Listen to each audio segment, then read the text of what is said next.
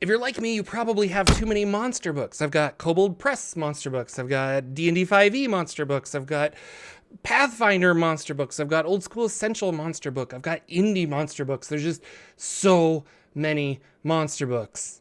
Flea Mortals just walked in the door. Hello. So why would I turn away all of those monsters? Can one singular monster book really replace every other one? Well, for the OSR, probably yes.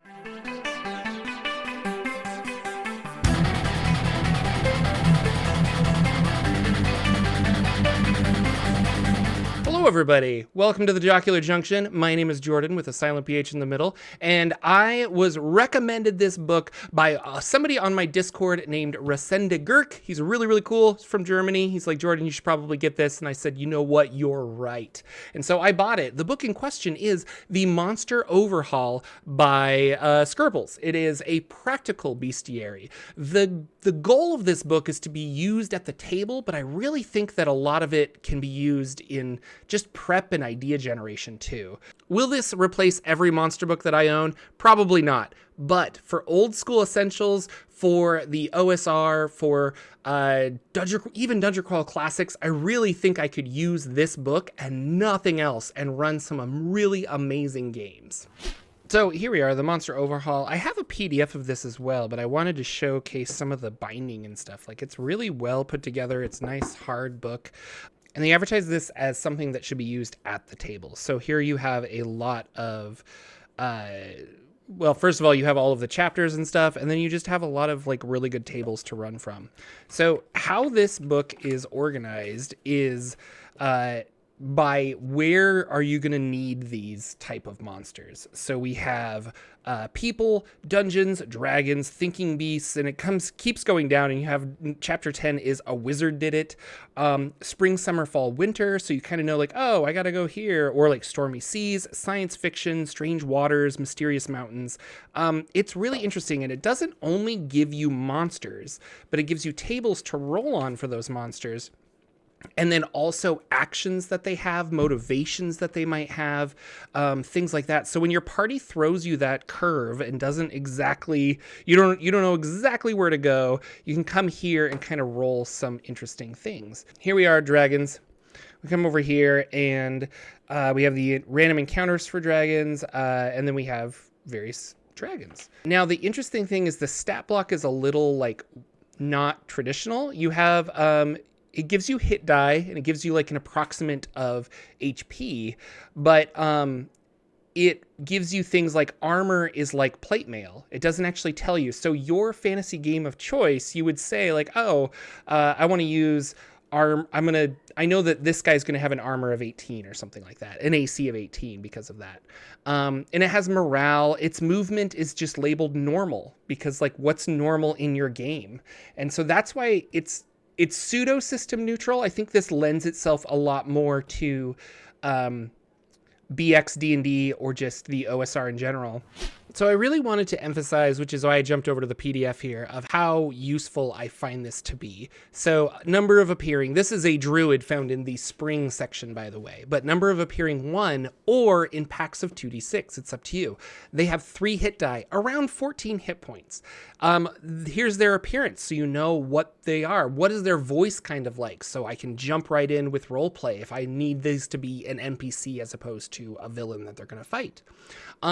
The morality of them, their intelligence, the armor, they have none, but they're immune to metal weapons and they take half damage from spells. Movement, normal. See, all of these are math-esque in that it really will fit your system of choice. They do 1d6 with a filthy clawed hand. And additionally, twice per day, a druid can use fast druidic magic, which is 100-foot range. Slow druidic magic requires years of dedicated or subtle preparation. And we go further down, and we can even use cultists, page 19, as low status druids. And then what are the druids' features? What is with their lair? A slow druidic magic requires these. Maybe this is what they're trying to do. Fast druidic magic is this. They can cast Ensnare, Paradox of Thought, things like that. And they might be accompanied by all of these different creatures down here at the bottom. 1d6 for 3 hit die creatures or 4 hit die creatures to kind of spicing it up. So if you're playing this game and all of a sudden your druid is losing badly and you are like, well, that adventure wasn't very fun, or that encounter wasn't very fun, you can easily say, well, I'm going to throw in a wolf and a panther and we're going to mix it up. Here's what you can do. And you know, by playing your game, what the AC of plate mail is, you know, because of that, and you know, various spells and things like that. So it'll tell you the name, titles that it has, appearances, horde protection plans. What is this dragon's current problem? It's got an itchy spot between its wings.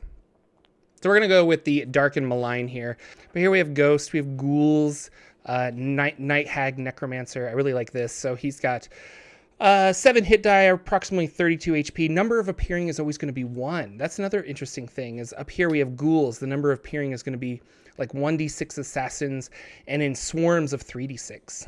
So it gives you damage. It gives you like the spell Finger of Death, Raise Greater Undead, things like that. The kind of treasure that this necromancer is going to have, and names and features of him. Oh, this is great. A wizard did it. This is where you get beholders and other mimics and weird things like that. So not everything makes a lot of sense to you. Like, I mean, it probably does. It's kind of organized as a usefulness mechanic rather than alphabetically, things like that. Some people might find that a little frustrating, but there is an excellent index in the back and you can look it up. And that's just what I did now. And I found the lich. So their number of appearing will always be 1. It's got a reverberating voice. It's very polite. It's intelligent, rarely sympathetic.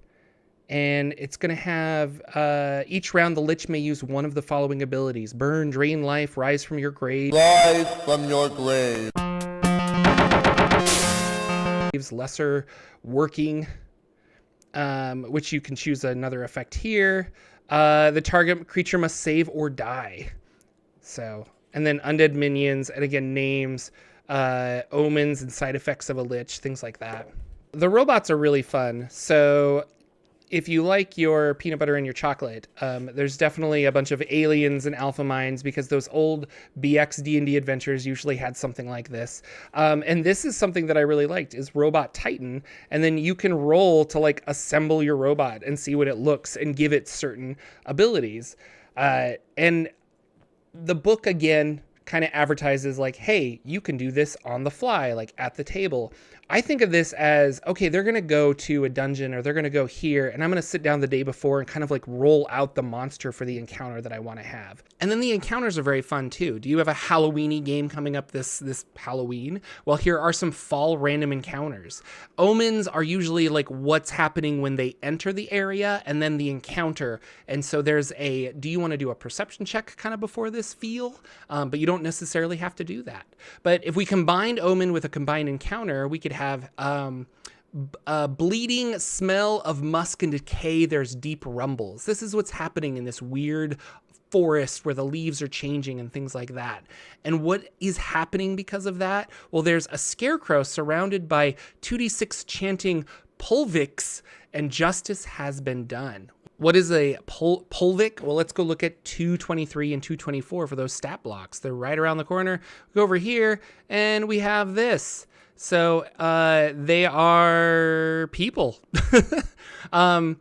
They are in gatherings of 2d6. They're short, shaggy humanoids with moldy straw-like fur. And if we go over to the scarecrow, we have a tattered torso made of rags and straw with stick limbs, stuffed sack head.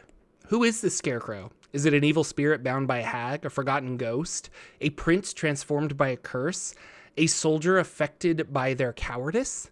Lots of jumping off points for this.